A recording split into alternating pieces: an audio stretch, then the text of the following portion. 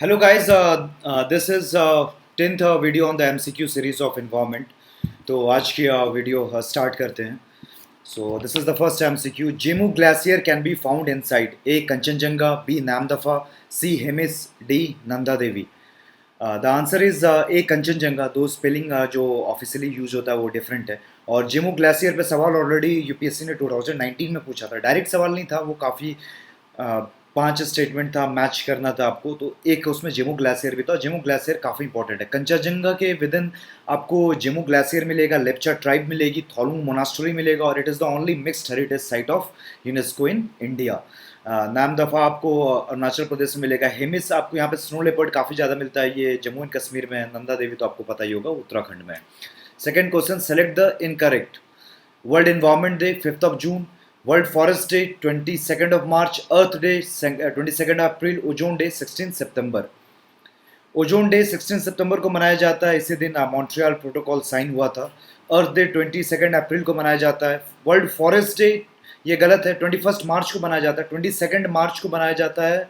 World water day, so incorrect is B. World environment day 5 June को मनाया जाता है, इसी दिन बेसिकली 1971 में स्टॉकहोम जो कॉन्फ्रेंस हुई थी स्टॉकहोम में, वो इसी दिन हुई थी 1971 में। और ये डे ऑब्जर्व किया जाता है 1973 से 1974 से। इसके अलावा 2 फरवरी को वर्ल्ड वेटलैंड्स डे है, और 22 मई को वर्ल्ड बायोडाइवर्सिटी डे है। Which of the following are non-point sources of pollution of rivers? City sewage, industrial effluents, burial of dead bodies. ये दोनों पॉइंट सोर्सेस हैं। थर्ड है non point sources. The answer is C3 only. Point sources का मतलब कि कहाँ से pollution हो रहा है आपको पता है। लेट्स से सीवेज है, तो शहर का जो नाला आएगा वो एक पॉइंट पे आएगा, वो आपको पता है कि वहीं से आपका पॉल्यूशन हो जाएगा रिवर से, तो आप वहीं पे ट्रीटमेंट कर सकते हो। इंडस्ट्रियल इफ्लुएंट की भी एक पाइपलाइन होगी जिससे इफ्लुएंट इंडस्ट्री से रिवर में जाएगा, तो ये सब आपको पता है कि किस सोर्स के थ्रू हो रहा है पॉल्यूशन। तो आपको ये सारे हो गए पॉइंट सोर्सेस। यहाँ क्या है कि ब्यूरियल ऑफ डेड बॉडी कहीं पे भी हो सकता है, तो ये non point source of pollution of river हुआ। The answer is C3 only.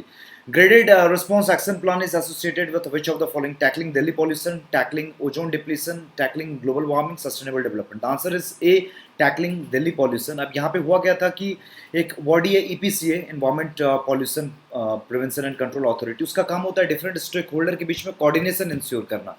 और ग्रेडेड रेस्पॉन्स एक्शन प्लान के तहत होता क्या है कि वेरियस एक्शन लिए जाते हैं depending on the pollution levels. ये दिल्ली के लिए specially. And after then Colombo declaration is associated with. Factual सवाल है, हाल में न्यूज़ में था इसलिए मैंने इसको कवर किया MCQ में।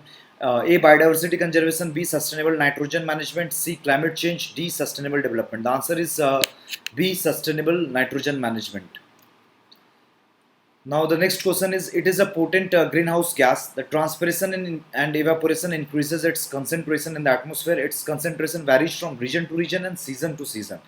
A, CFCs, B, water vapor, C, nitrogen oxide, and D, carbon dioxide. The answer is B, water vapor। और इसका जो phenomenon होता है global warming से associated, that is called the feedback mechanism। Now arrange the gases in the order of increasing global warming potential: methane, carbon dioxide, nitrous oxide and sulfur hexafluoride।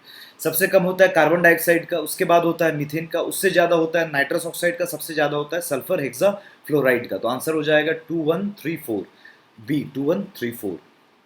Carbon dioxide का सबसे कम होता है, लेकिन carbon dioxide का emission amount भी इतना ज़्यादा होता है, तो सबसे ज़्यादा ग्लोबल वार्मिंग कार्बन डाइऑक्साइड के चलते होता है। ऐसे इसका ग्लोबल वार्मिंग पोटेंशियल कम है, लेकिन जो अमाउंट इसका जनरेट होता है वो काफ़ी ज़्यादा होता है। Which of the following was the first conference on the depletion of ozone layer? UNFCCC, Saving the Ozone Layer Conference, CBD, Vienna Conference। The answer is D, Vienna Conference। UNFCCC और CBD का ज़्यादा तो ozone से लेना देना नहीं है, दोनों 1992 में हुए थे रियो अर्थ समिट में। B, saving the ozone layer conference 1989 में हुआ था। वियना कॉन्फ्रेंस 1985 में हुआ था, जिसमें वियना कन्वेंशन साइन हुआ था। फाइनली 1987 में मॉन्ट्रियल प्रोटोकॉल आया था। Which of the following is the largest tiger reserve of the country? Nagarjuna, Shri सलाम, कावाल, कॉर्बेट और Bandipur. The answer is A, Nagarjun Srisailam. Which of the following statements are correct with respect to the Corbett National Park? The man after whom the protected area is named authored the book The Man-Eaters of Kumaon. And the second statement is the national park was earlier called Halle National Park. Yes, both of them are correct. C, both. So ये थे 10 MCQs आज के. So this is the end of the video. Thank you for watching.